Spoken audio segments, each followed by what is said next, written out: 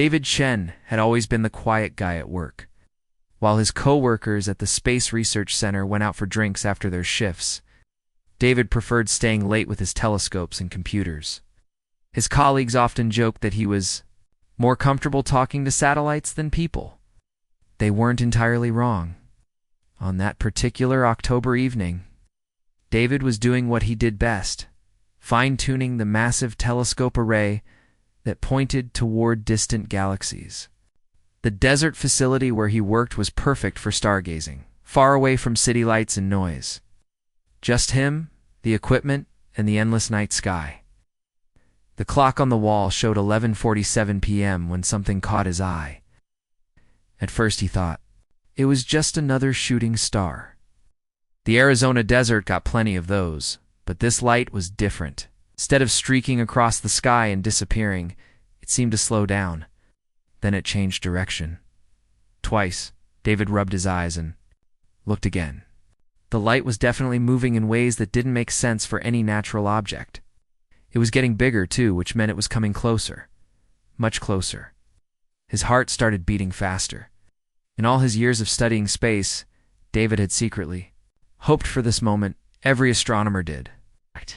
But now that it was actually happening, he felt more scared than excited. The light descended into the canyon about 2 miles from the research station. David watched through his telescope as it disappeared behind the rocky hills. For a few minutes, everything was quiet again. Then he saw a brief flash of blue light. Coming from the same area, David knew he should call his supervisor. He should follow protocol and report what he'd seen. Instead, he grabbed a flashlight and his emergency kit and headed for his old Jeep. Something deep inside told him this was his moment. His chance to be part of something bigger than telescope readings and computer data. The drive to the canyon took 20 minutes over rough desert roads. David's hands shook as he gripped the steering wheel. What was he doing? What if it was dangerous? What if it was nothing at all? Just his imagination playing tricks on him? But when he reached the canyon edge and looked down, he knew his eyes hadn't deceived him. There, partially hidden behind some large rocks, was something that definitely didn't belong on Earth. It looked like a small aircraft, but the shape was all wrong. Too smooth, too perfect, and it was glowing with a soft silver light. David climbed down into the canyon, his flashlight beam dancing nervously in front of him. As he got closer, he could see that whatever this thing was, it was damaged. Part of the hull was cracked, and strange symbols flickered on what looked like a control panel. Then he heard something that made him freeze. Breathing. Slow, steady. Breathing coming from inside the craft. David's logical mind told him to run. His curious mind told him to get closer. Curiosity won. He walked around to what seemed like the front of the craft and found an opening. Inside, he could see a figure slumped over what looked like a pilot's seat. The figure was roughly human-sized, but something felt different about it. "Hello? David?" called out, his voice cracking slightly. "Are you okay in there?" The figure moved. Slowly it turned toward him, and David got his first look at someone from another world. She and David somehow knew it was a she, looked almost human. Almost. Her skin had a slight blue tint, and her eyes were larger than normal, with an unusual golden color. Her hair was white but seemed to shimmer like it was made of fine silver threads. She was beautiful in a way that was both familiar and completely foreign. She tried to speak, but the words came out in sounds David had never heard before. Seeing his confusion, she reached for a small device attached to her wrist and pressed several buttons. Suddenly, her voice came through clearly in perfect English. "Please," she said, "I need help. My ship is damaged, and I cannot repair it alone." David stared at her for a long moment. This was really happening. He was talking to someone from another planet. "I'm David," he managed to say. "Are you hurt?" "I am called Zara," she replied. "I am not injured, but my vessel needs repairs that require both your technology and mine. I have been observing your species for some time. You are an engineer, yes? I can sense you understand complex systems." David nodded, still trying to process what was happening. "I work with satellites and telescopes. I might be able to help, but I don't understand your technology." Zara smiled, And despite everything strange about the situation, David felt oddly comfortable. I can teach you. But first I must ask, will you help me? And will you keep my presence secret? My people are not ready for open contact with yours. David looked at this incredible being sitting in her damaged spacecraft. He thought about his quiet life, his routine job, his empty apartment. He thought about all the nights he'd spent staring at the stars, wondering if anyone was out there. Looking back, yes, he said without hesitation. I'll help you. Over the next 3 days, David learned more about the universe than he had in his entire career. Zara explained that she came from a planet orbiting a star called Kepler 442, her people. The Etherians had been studying Earth for generations, but always from a distance. Working together, they repaired her ship using a combination of David's engineering knowledge and Zara's advanced technology. During the day, David would go to work as normal, trying to act like nothing had changed. During the night, he would return to the canyon to continue the repairs. As they worked side by side, David began to understand that Zara was different from her people in important ways. While most Etherians were logical and emotionally distant, Zara was curious about feelings, about connections, about what it meant to care about someone else. My people think emotions are inefficient, she explained on the second night as they calibrated her ship's navigation system. But watching humans has made me wonder if efficiency is really the most important thing. You create art, music, poetry. You form bonds that make you stronger, not weaker. You love. David looked up from the crystal matrix he was adjusting. You don't have love where you come from. We have partnerships for practical purposes. We have respect and cooperation. But this thing you call love, where you care more about someone else's happiness than your own, this is unknown to us. I find myself wanting to understand it. On the third night, as they finished the final repairs, Zara made a decision that surprised both of them. The ship is ready, she said, running her hands over the now smooth hull. I can return to my people and report what I have learned about Earth. David felt a strange sadness. Over these 3 days, he had grown attached to this unusual visitor. The thought of her leaving made him realize how alone he had been before she arrived. When will you go? He asked. Zara was quiet for a long time. I have been thinking about that. My mission was to observe and return. But I have learned something unexpected here. I have learned about curiosity that goes beyond scientific interest. Yes. I have learned about connection that serves no logical purpose, but feels important anyway. She looked directly at David. Learned about caring for someone I barely know, but who has shown me kindness without expecting anything in return. Guy, is this what you humans call friendship? David smiled. It's the beginning of it. Then I want to learn more. I want to understand what it means to be human, to feel these emotions, to experience life the way you do. Would you? Would you help me learn to live as a human does? David's heart jumped. You mean you want to stay? Here on Earth? If you will help me? I know it is much to ask. I would need to create a new identity, learn your customs more completely. I would be giving up my old life for something completely unknown. David didn't even need to think about it. These 3 days had been the most alive he'd ever felt. The idea of continuing this incredible journey with Zara filled him with excitement. I'll help you, he said. We'll figure it out together. As the sun rose over the desert, painting the canyon walls in shades of orange and pink, David and Zara made their first plans for her new life on Earth. Neither of them could have imagined where this decision would eventually lead them, or how. Much more complicated their story was about to become. Chat controls, Sonnet 4. 6 months had passed since that incredible night in the desert canyon. David sometimes had to pinch himself to believe it was all real. Zara was living in his apartment now, and together they had created the most elaborate cover story he could have imagined. According to her fake documents, Zara was an exchange student from a small university in northern Finland. It was the perfect explanation for her unusual accent and her sometimes strange way of looking at everyday things. Finland was remote enough that most people didn't know much about it, and the northern location explained her pale skin and silver hair. David had spent weeks coaching her on human behavior, but Zara was a quick learner. too quick sometimes. She memorized entire conversations after hearing them once and could repeat TV commercials word for word after seeing them twice.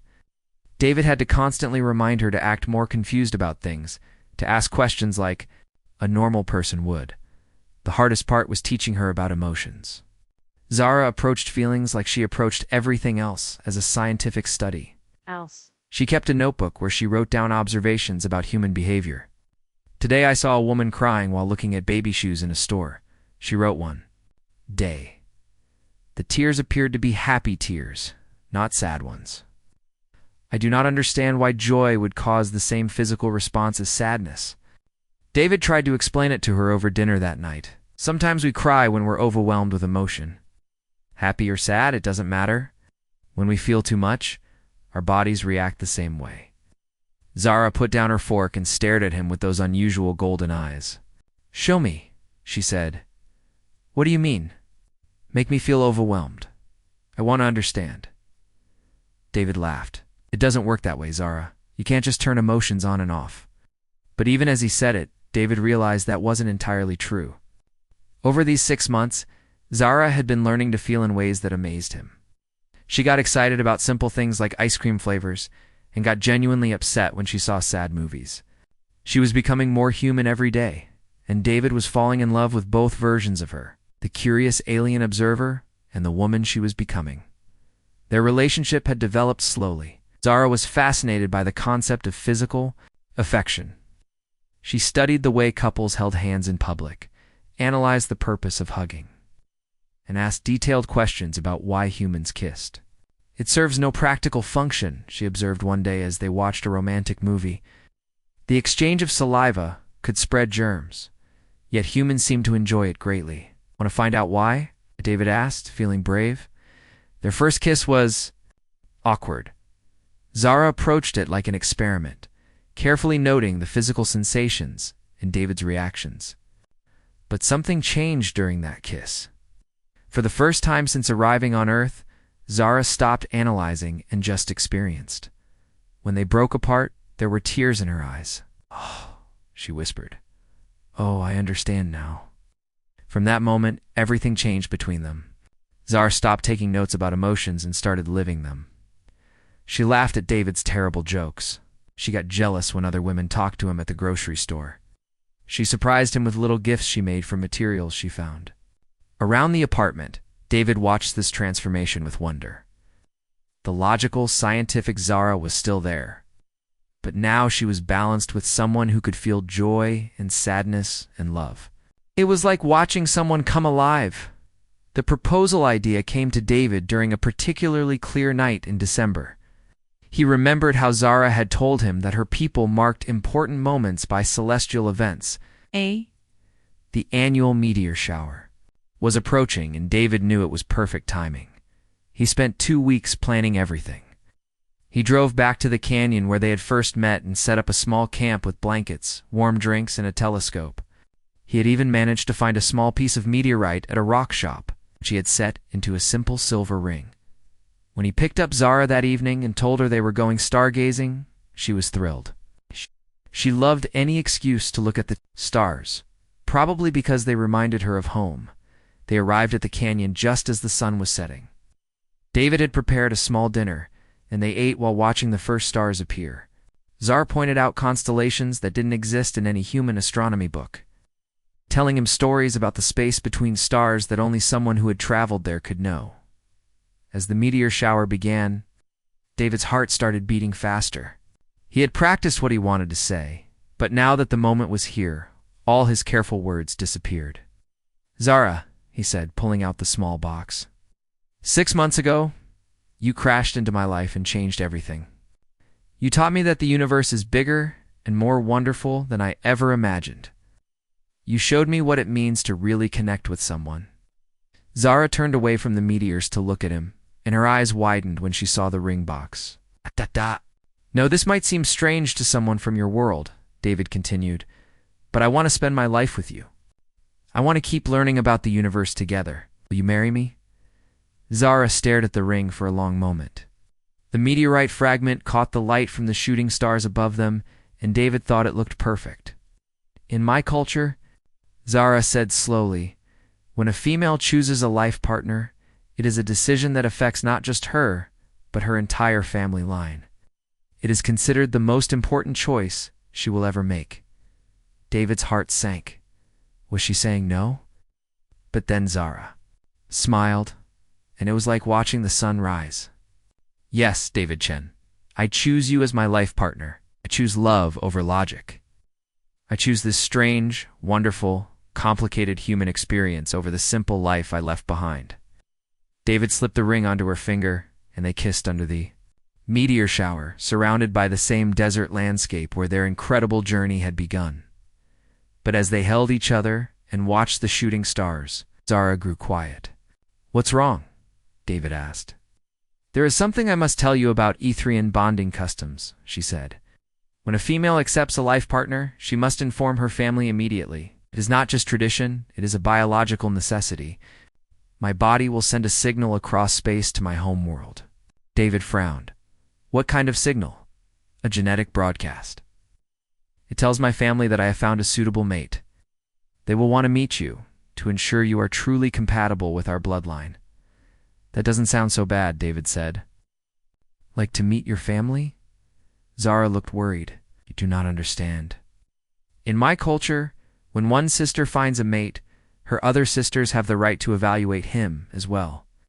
If they approve, they can choose to share him. David stared at her. Share him? What do you mean? Before Zara could answer, her ring began to glow with a soft blue light. She looked at it and went very pale. What's happening? David asked.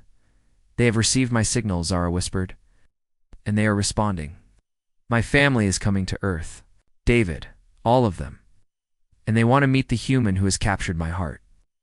David felt like the ground had shifted beneath him. How many sisters do you have? 3, Zara said quietly. According to this message, they are all very interested in meeting you. As the meteor shower continued above them, David realized that his proposal had set something in motion that he didn't understand. He had thought he was simply asking the woman he loved to marry him. Instead, he had apparently triggered some kind of alien family evaluation process. Looking at Zara's worried expression, David took her hand. Whatever happens, we'll face it together, he said. But even as he spoke the words, David couldn't shake the feeling that his quiet life was about to become much more complicated. The shooting stars above them seemed to be laughing at his innocence, as if the universe itself knew that his real adventure was just beginning. David thought he had 3 weeks to prepare. He was wrong. It was a Tuesday morning, exactly 1 week after the proposal, when everything went sideways. David was in his backyard trying to fix the broken fence that had been bothering him for months. Zara was inside making breakfast, and everything felt wonderfully normal. Then the air started shimmering at first. David thought it was just heat waves from the morning sun. But the shimmer grew stronger, and the temperature around him dropped by at least 10 degrees. The birds in nearby trees suddenly went silent, and his neighbor's dog started barking frantically. Zara, David called out, but before she could respond, 3 figures materialized in his garden. They appeared out of thin air, like something from a science fiction movie. But David's amazement quickly turned to panic. These weren't just any visitors, they were clearly related to Zara. Each had the same silver hair and golden eyes, same otherworldly beauty, but each was unique in her own striking way. The tallest one stepped forward first. She had an immediate presence that made David feel like he was being inspected by a general. Her silver hair was pulled back in a severe style, and she wore what looked like a form-fitting dark uniform. When she looked at him, David felt like she was seeing right through him. You are David Chen, she said. It wasn't a question. Her English was perfect, but her tone was all business. I am Luna, eldest daughter of the House of Ethros. We have come to evaluate you. Before David could respond, the second sister moved closer. She was shorter than Luna, but moved with a fluid grace that reminded David of a dancer or a scientist studying an interesting specimen. Her hair fell in soft waves around her shoulders, and she carried what looked like a small scanning device. Fascinating. Bone structure, she murmured, circling around David like he was an exhibit in a museum. higher muscle density than our projections suggested. Brain activity patterns are quite unusual. She looked up at him with curious eyes. I am Vera. I study biological systems. You will be an interesting subject. David was starting to feel dizzy, but before he could process what was happening, the third sister approached. She was the youngest looking of the three, with an artistic flair that was obvious, even in her otherworldly clothing. She had been sketching him from the moment she arrived, her fingers moving quickly across what looked like a tablet that projected. Images in the air? The facial symmetry is quite pleasing, she said in a softer voice than her sister's. And the color combinations, brown eyes, dark hair. That particular skin tone, it creates a very appealing contrast with our family features. She smiled at him warmly. I am Kira. I document beauty in all its forms. David opened his mouth to say something, anything, but no words came out. Oh. This was like meeting his future in-laws, except his future in-laws were from another planet, and had just appeared in his backyard using technology he couldn't understand. David. Zara's voice came from behind him. She had run outside when she heard the commotion, and now she stood frozen in the doorway. Sisters? You said 3 weeks? It has only been 7 days. Luna turned her attention to Zara, and David could see the family resemblance clearly now. The council decided that time was too valuable to waste. If this human is to join our family line, the evaluation must begin immediately. Join your family line? David finally found his voice. Wait, what exactly is going on here? Vera looked up from her scanning device. Did she not explain the selection process to you? David looked at Zara, who had gone very pale. You mentioned something about your sisters meeting me, but you didn't say anything about a selection. Kira stepped forward, still sketching. In our culture, when one sister chooses a mate, her siblings have the right to evaluate him as well. If he proves suitable, he can bond with the entire family unit. It creates stronger offspring and better. Family stability? Bond with the entire family unit? David repeated slowly. What does that mean exactly? The three sisters exchanged glances, and Luna spoke with the patience of someone explaining something obvious to a child. It means that, if you pass our evaluation, you will become the chosen mate, not just of Zara, but of all 4 of us. In our society, this is considered a great honor. Few males are found suitable by even 2 sisters, let alone 4. David felt like the ground was tilting. He looked at Zara, hoping she would jump in and clarify that this was all some kind of misunderstanding. Instead, she looked guilty and worried. This is why I was concerned when the response came so quickly, Zara said quietly. I hoped we would have more time to discuss this before they arrived. Discuss what exactly? David asked, his voice rising slightly.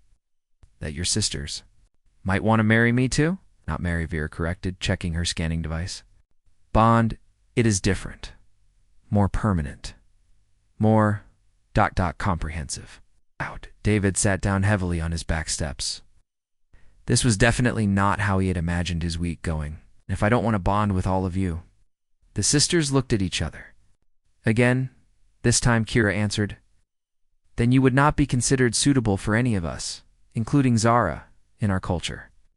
A male who cannot handle the responsibility of a full family bond is not mature enough for any permanent relationship. David stared at them. So let me get this straight. Either I agree to bond with all 4 of you, or I lose Zara completely. That is an accurate summary, Luna said. David looked at Zara again, searching her face for some sign of what she was, thinking, is this what you want?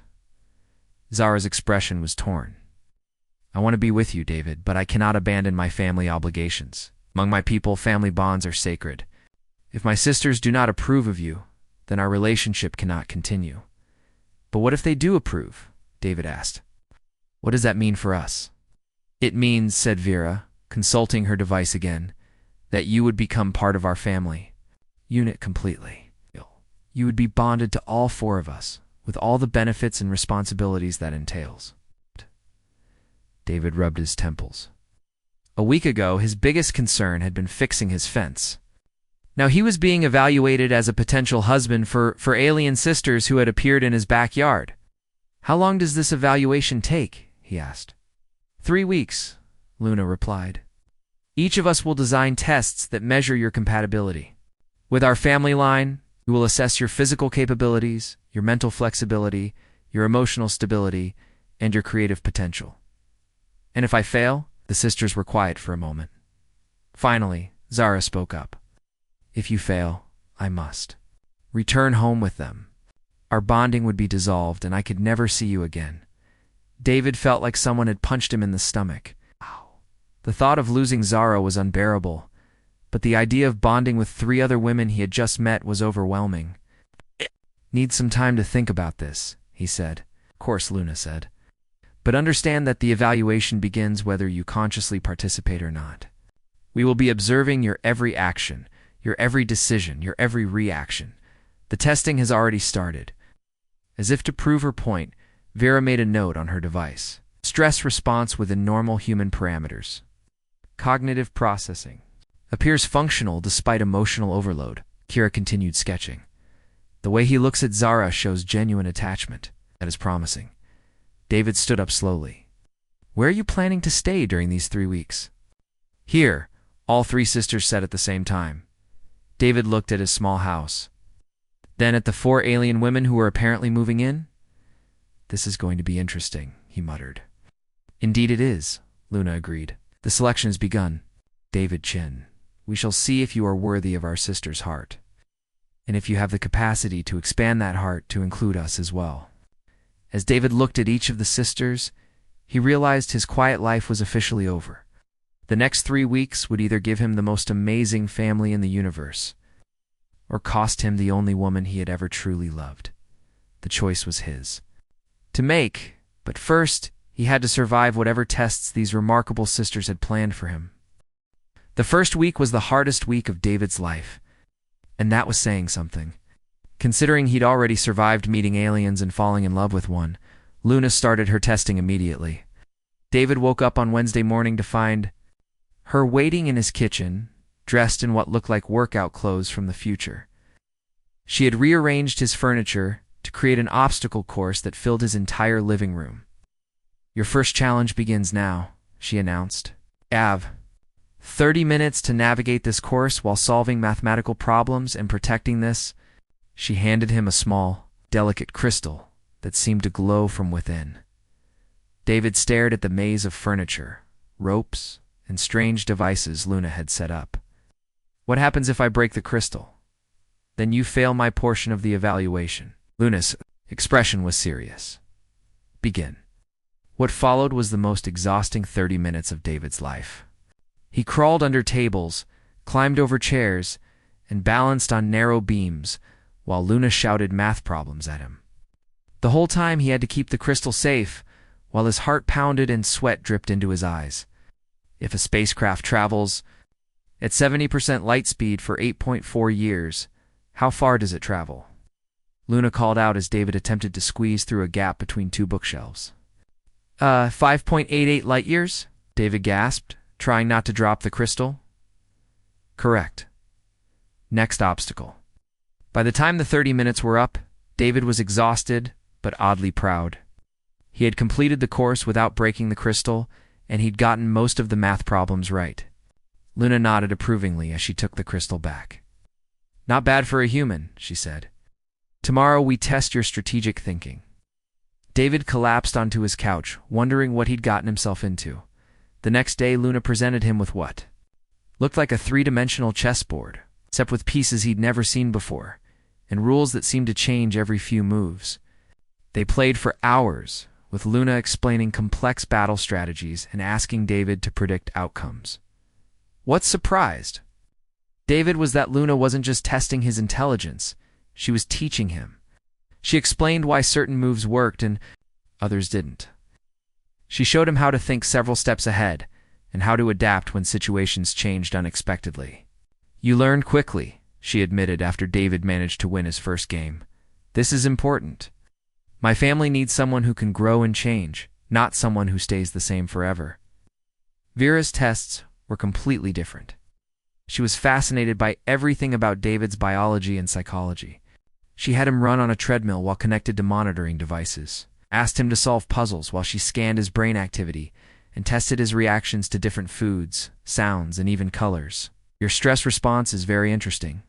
She noted one day while reviewing data on her tablet. Most humans show significant anxiety when faced with unknown situations. You show curiosity mixed with caution. Suggests good adaptability. But Vera's most unusual test came on Friday. She presented David with a series of what looked like science experiments. I want to understand how you solve problems, she explained. Each of these experiments has a solution, but the equipment is limited, and some of the rules are different from Earth science. David spent hours mixing strange substances, adjusting mysterious devices, and trying to figure out how to make reactions work when gravity and chemistry didn't behave the way he expected. It was frustrating and fascinating at the same time. What David didn't realize until later was that Vera wasn't just testing his problem-solving skills. She was showing him glimpses of science as it worked on her home world. She was teaching him to think beyond human limitations. You do not give up easily. She observed as David finally succeeded in creating a stable energy reaction with his 5th attempt. This is good. Life bonded to our family requires persistence. Kira's approach was the most surprising of all. She didn't give David tests in the traditional sense. Instead, she asked him to join her in creative activities that seemed to have no point. On Saturday morning, she handed him a set of art supplies, unlike anything he'd ever seen. The paints seemed to glow with their own light, and the brushes responded to his emotions as much as his movements. Paint how you feel about the stars, she instructed. David had never considered himself artistic. But something about Kira's encouragement made him want to try. Found himself creating swirls of color that somehow captured his sense of wonder about the universe. The painting seemed to move and shift as he worked on it. Interesting, Kira murmured, watching his technique. Yo. See beauty and vastness. This suggests a soul capable of appreciating infinite love. The next day, she had him help her compose music using instruments that created sounds he'd never heard before. The melodies they made together seemed to tell the story of his journey with Zara, from that first night in the desert to this impossible moment. Music reveals truth, Kira explained as they listened to their creation. Your melodies speak of genuine love, not just attraction. They speak of someone willing to grow for the sake of connection. But the real test came during the 2nd week. When all 3 sisters began working together, they created scenarios that required David to use everything he'd learned from each of them. One morning, he woke up to find his house transformed into what looked like a spaceship control room. The sisters explained that he was now the captain of a vessel carrying precious cargo through dangerous territory. You must get us safely to our destination, Luna explained, pointing to a complex navigation display. But the ship is damaged. The route is dangerous, and you must keep the crew working together despite their different personalities. For the next 8 hours, David found himself making decisions that would have been impossible a month ago. He used Luna's strategic thinking to plot safe courses through asteroid fields. He applied Vera's scientific knowledge to repair damaged systems. He drew on Kira's creativity to solve problems that had no obvious answers. Most importantly, he had to work with 3 very different personalities, understanding what motivated each sister and how to communicate with them effectively. The navigation system is failing, Vera announced during one crisis. I can repair it, but I need someone to hold the crystal matrix steady while I work. The hostile ships are closing in, Luna reported. We need to make a decision about our route in the next 5 minutes. The crew is getting discouraged, Kira added. Morale is affecting performance. David found himself coordinating all 3 sisters. Using their strengths while managing their different approaches to problem solving was exhausting but exhilarating. When the simulation finally ended, all 3 sisters looked at him with expressions he hadn't seen before. Something had changed in how they viewed him. But the biggest surprise came during the 3rd week. When David realized something unexpected was happening, he was starting to understand each sister not just as Zara's family, but as individuals he genuinely cared about. Luna's tough exterior hid someone who had spent her life protecting others. Her strength came from deep love for her family. Vera's scientific curiosity was driven by a desire to understand and help all living things. Kira's artistic nature stemmed from a belief that beauty could heal and unite people. The more time David spent with them, the more he appreciated their unique perspectives. They challenged him in ways that made him grow as a person. They taught him things about himself he never would have discovered alone. And somehow, possibly, David found his heart expanding to include all of them. The final test came on the last day of the third week. The sisters brought him back to the desert canyon where everything had started. "We have one last question," Luna said as they stood under the stars. "Knowing everything you know now, understanding what bonding with our family truly means, do you choose to join us?" David looked at each of the four women who had changed his life in ways he never could have imagined. A month ago, he had been a lonely engineer. Now, he was being offered something beyond his wildest dreams, a family unlike any other. A love that defied every convention he'd ever known. The answer, when it came, felt like the most natural thing in the world. David stood in the desert canyon where his life had changed forever, looking at the four women who had turned his world upside down. The same stars that had brought Zara to him were now witnesses to the biggest decision he would ever make. "Need to tell you something first," David said, his voice steady, despite the magnitude of the moment. 3 weeks ago, I thought love was simple. You find one person, you fall in love, you build a life together. That's what I knew, that's what I expected. The sisters listened quietly, their golden eyes reflecting the starlight. "Hey, but you've shown me something I never imagined possible," David continued. "You've shown me that love isn't like a pie that gets smaller when you share it. It's more like a fire that grows bigger when you add more fuel to it." Luna stepped forward slightly. "Explain what you mean." David took a deep breath. "Luna, these past 3 weeks, you've pushed me to be stronger than I ever thought I could be. You've shown me that protection and strength come from caring deeply about others. When I watch you plan and strategize, I see someone who would do anything to keep her family safe. That dedication, that fierce loyalty, it's beautiful." Luna's usually stern expression softened just a little. "Vera," David turned to the scientist, "you've opened my mind to possibilities I never dreamed of.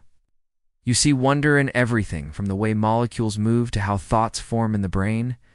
You've taught me that curiosity isn't just about finding answers, it's about caring enough to ask the right questions. Your passion for understanding makes me want to learn more about everything." Vera tilted her head, studying him with new interest. "And Kira," David faced the youngest sister, "you've shown me that beauty isn't just something you look at, it's something you create and share. Find art in everyday moments. And you've taught me to see magic in things I used to take for granted. Your creativity has brought color to parts of my life I didn't even know were gray." Kira smiled, her eyes brightening.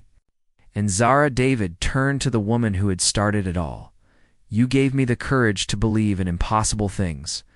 You showed me that love can bridge any gap, even the space between worlds. You taught me that home isn't a place. It's the people who make you feel like you belong." The four sisters exchanged glances. David could see something passing between them, some kind of silent communication he was only beginning to understand.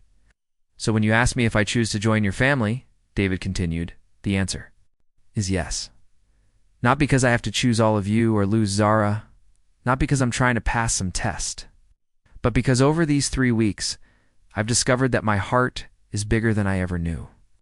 I've learned that loving one of you makes me more capable of loving all of you." But David held up his hand. "I need you to understand something too. I'm human. I'm going to make mistakes. I'm going to need time to fully understand your culture and your ways. This is all new to me, and I'm going to need patience while I learn." Luna nodded slowly. "We understand this. We have also been learning about human nature. We came here expecting to evaluate you based on our standards alone. Instead, we discovered that understanding works both ways." Vera stepped forward. "We have been observing your species for generations, but living with you, seeing how you adapt and grow, has taught us things our research never could. You have shown us that humans are capable of more than we believed," Kira added. "Your capacity for emotional growth is remarkable." Zara moved closer to David. "My sisters have told me their decision. They approve of you not just as my partner, but as a member of our family. but they want you to know that this choice comes with responsibilities. What kind of responsibilities? David asked. Luna answered. In our culture, the family bond means that each person's well-being is everyone's concern. We share not just love, but also challenges, decisions, and dreams. We support each other through difficulties and celebrate each other's successes. It means that when one of us is hurt, we all feel it, Vera explained. When one of us achieves something wonderful, we all share in that joy. It means creating something new together, Kira said softly. A family that combines the best of both our worlds. David felt a warmth spreading through his chest. It sounds like exactly what I want. Then let us perform the bonding ceremony, Zara said. What followed was unlike anything David could have imagined. The sisters arranged themselves in a circle under the stars, with David in the center. Each of them spoke words in their own language that somehow David understood. As if the meaning was being transmitted directly to his heart, Luna spoke of strength and protection, promising to stand by him through any challenge. Vera spoke of growth and discovery, pledging to help him learn and evolve. Kira spoke of beauty and joy, vowing to fill their shared life with wonder. And Zara spoke of love that transcends all boundaries, swearing to be his partner in building something unprecedented. As they spoke, David felt something changing inside him. It was as if invisible threads were connecting him to each of them, creating a web of understanding and affection that was stronger than any emotion he'd ever experienced. When it was his turn to speak, David found the words coming from somewhere deeper than his mind. I promise to love each of you for who you are, not who I think you should be. I promise to grow alongside you, to face whatever comes with courage and honesty. I promise to help build a family that honors both, where we come from and where we're going together. As he finished speaking, the air around them began to shimmer with the same silver light David had first seen in Zara's crashed ship. For a moment, all five of them seemed to glow, connected by streams of gentle light that pulsed like a shared heartbeat. When the light faded, David felt different, complete in a way he'd never experienced before. He could sense each of the sisters' emotions, their thoughts, their presence in his mind and heart. It wasn't overwhelming. It was like finally being able to hear a song that had been playing softly in the background his whole life. 6 months later, David often had to remind himself that his new life was real. He had moved to a larger house, outside the city, where the sisters could practice their technology without attracting attention. His neighbors thought he was incredibly lucky to live with 4 foreign exchange students, who were also brilliant scientists and artists. Luna had started a consulting business helping companies with strategic planning, though she occasionally had to stop herself from suggesting solutions that wouldn't be invented on Earth for another 100 years. Vera was working with local universities on environmental research, finding ways to share Ithrian knowledge without revealing its source. Kira had become a satafter artist, creating works that seemed to capture emotions and memories in ways that moved people to tears, and Zara continued to be his bridge between worlds, helping him navigate the beautiful complexity of their unusual family. The most surprising thing was how natural it all felt. David had worried that jealousy or confusion would make their arrangement difficult, but instead, he found that loving all 4 sisters made him better at loving each of them individually. Their different perspectives and personalities brought out different aspects of his own character, making him more complete than he'd ever been alone. Sometimes, late at night when they were all together, David would look around at his impossible family and marvel at how much his life had changed. He had started as a lonely engineer, staring at distant stars, wondering if anyone was looking back. Now he was living proof that love could bridge any distance, overcome any difference, and create something beautiful from the most unlikely circumstances. The universe had given him exactly what he needed, in the most unexpected way possible. And as he fell asleep surrounded by the gentle breathing of 4 remarkable women who had chosen to share their lives with him, David knew that his real adventure was just beginning.